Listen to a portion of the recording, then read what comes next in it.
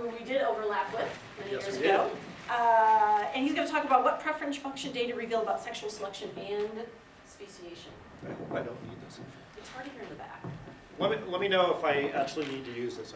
I'm hoping to avoid it completely. Felicia's saying use it. All right. We're videotaping it, so we...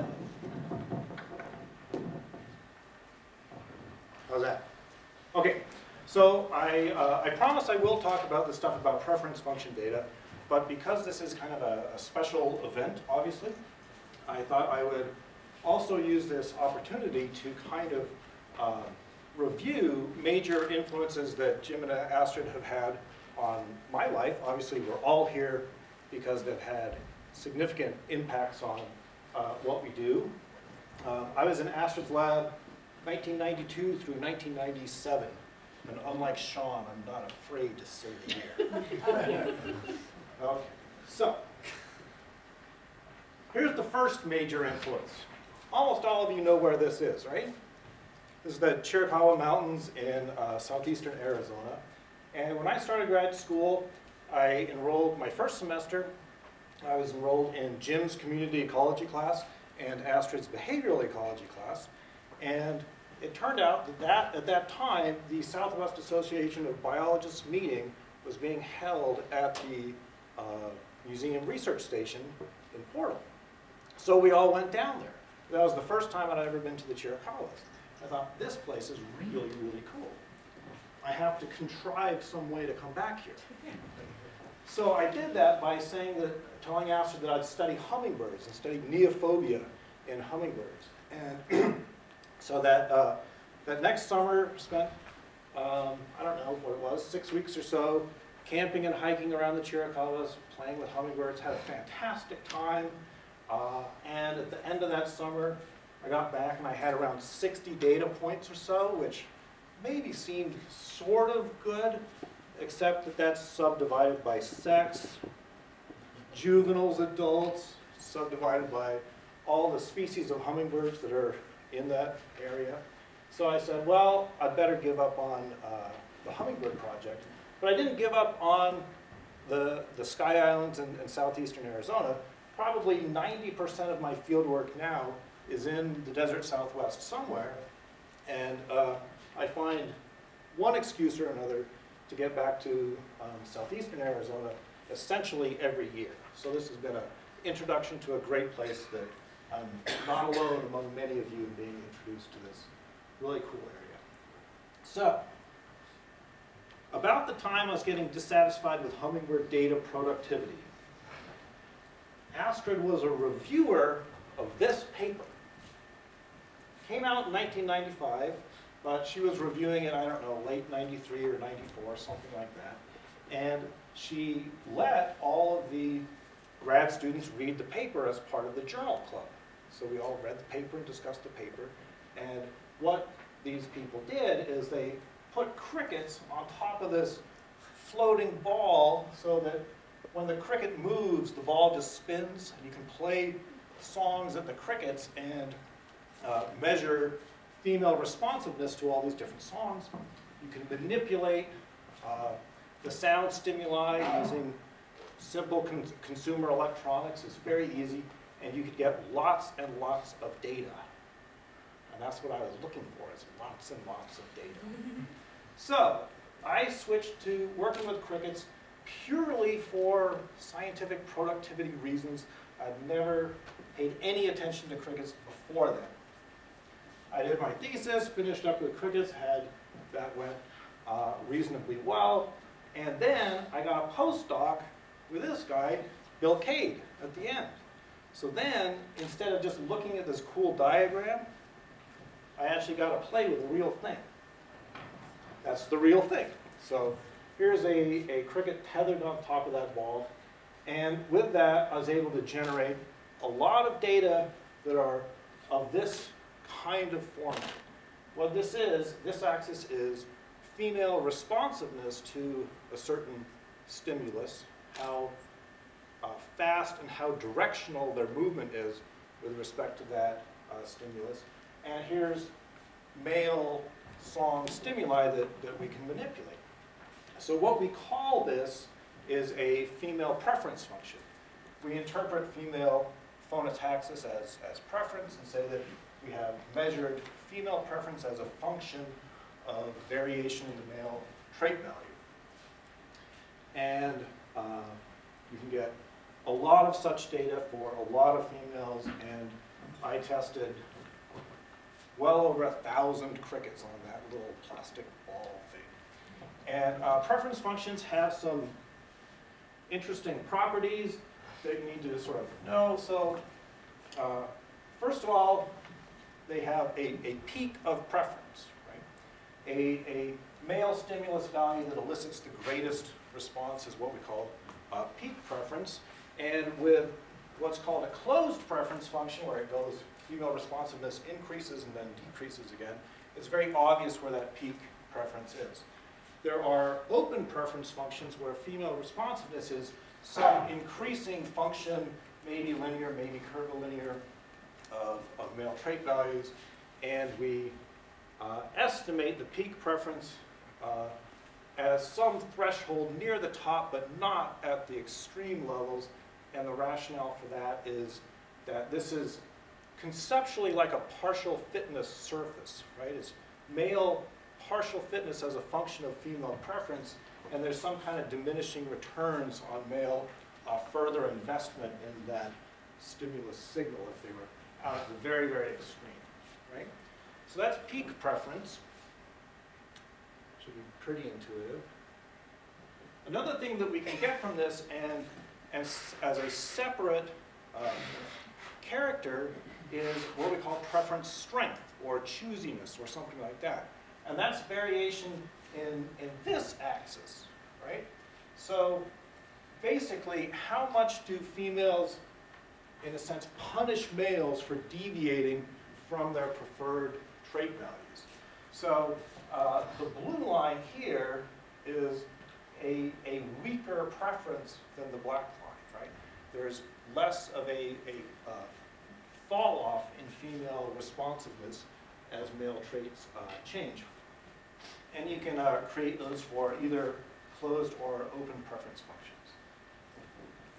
Okay, so I got a lot of data. That was good. I got a job. That was even better, right? And life kind of hummed along for a while. Here's a next influence. This one's a bit of a stretch. Here's a picture of Jim and some other people. Many of you perhaps might be in there.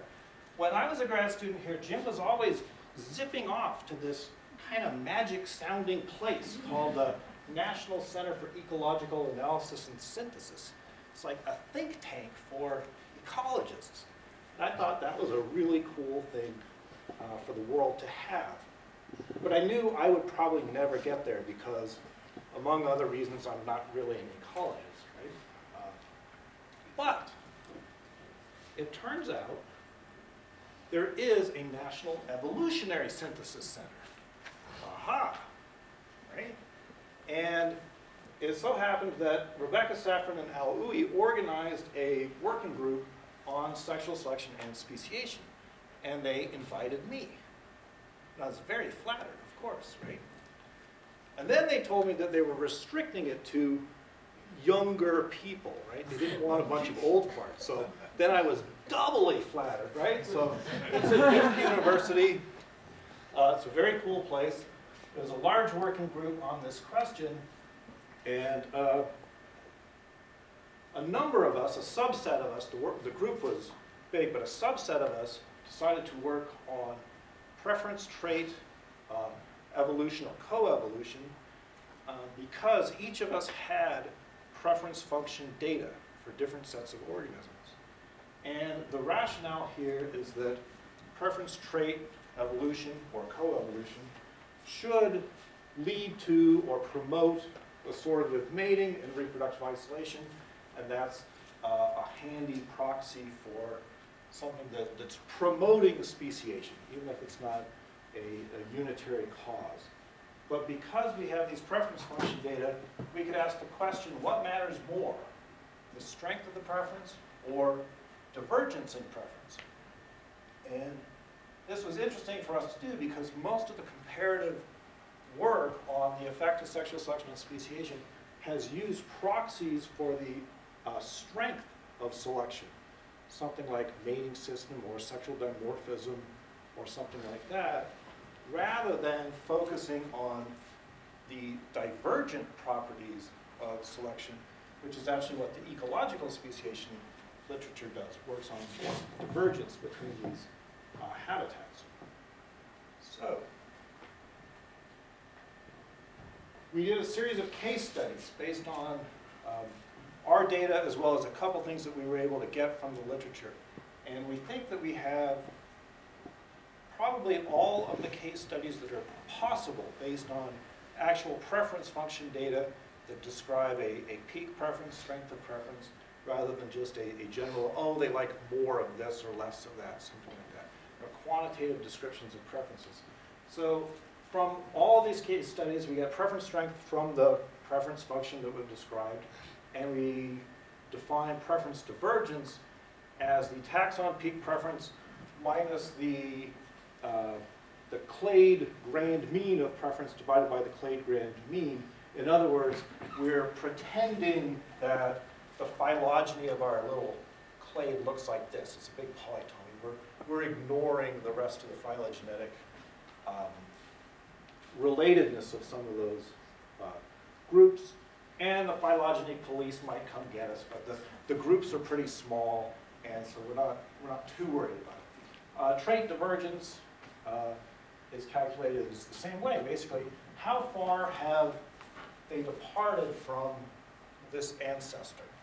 Right? So, here's some data. And these are people that have contributed to the study. So this is Rafa Rodriguez, and he studies tree hoppers, which communicate acoustically, except it's not airborne vibration, it's substrate-borne vibration. And he has 4 taxa with 6 traits, some open preference functions that are the open symbols, and some closed preference functions that are the closed symbols. And here's a graph that shows the amount of divergence in peak preference, delta P, and the divergence in male traits, delta T. And you see a kind of messy but nicely positive relationship between male trait divergence and female preference divergence. Not especially surprising. More surprising, perhaps, is that if you look at the preference strength graph on the right, there's no relationship at all.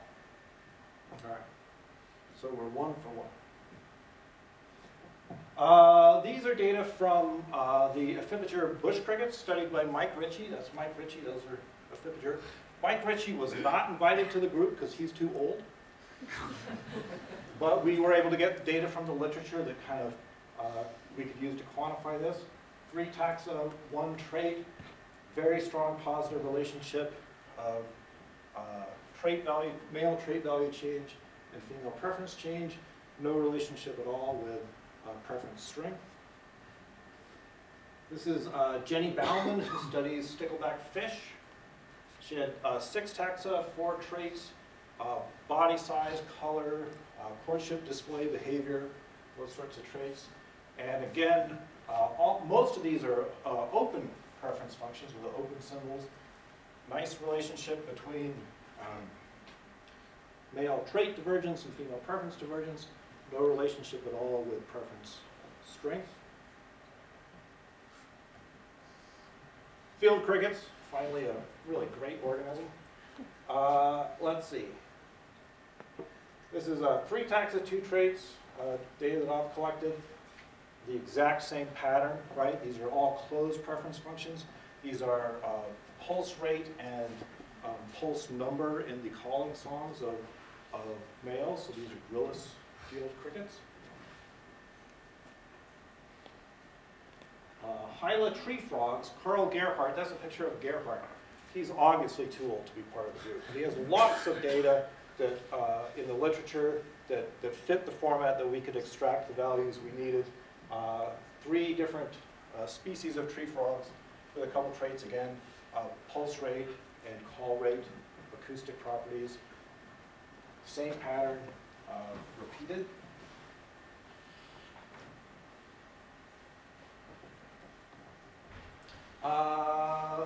This is Gerlinda Hubel.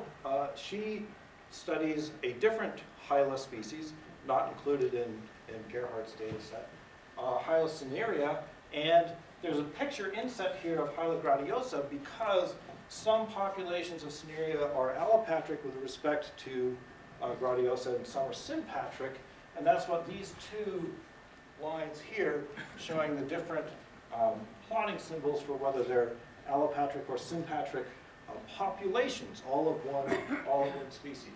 And again, you get the same kind of repeated pattern where male trait divergence is predicted by preference divergence, as one might expect, but no relationship with preference strength, which might be counterintuitive.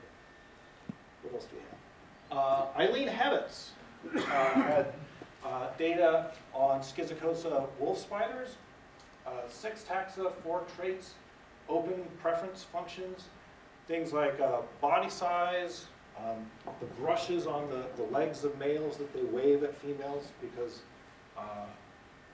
they think that's attractive to the females.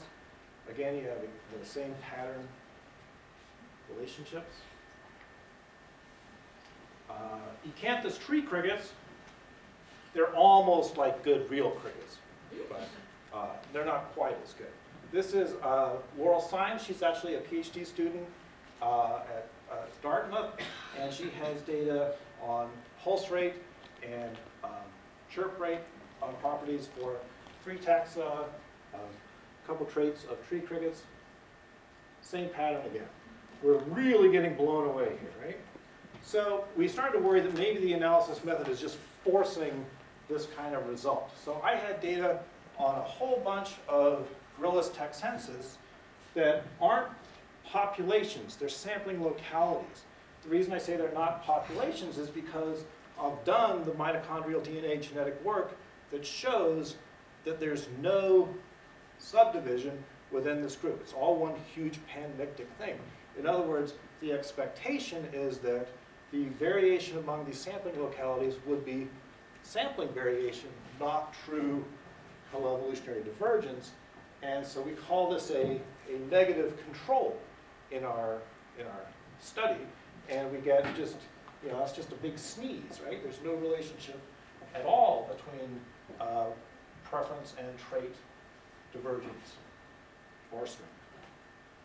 So here's a kind of summary slide of, oops, sorry about that. We converted those to effect sizes, and you can see that there's the effect sizes for the delta P preference divergence are always well above 0, and there is an effect of the number of taxa in the analysis, but you see that the blue plotting symbols up there, the effect size converges with decreased sample size at a positive value, and preference strength is scattered, and with the sample size effect, it converges towards 0, and we conclude that it makes no difference. So preference strength is not the driver of this, so far as we can tell. So thank you, and thank you.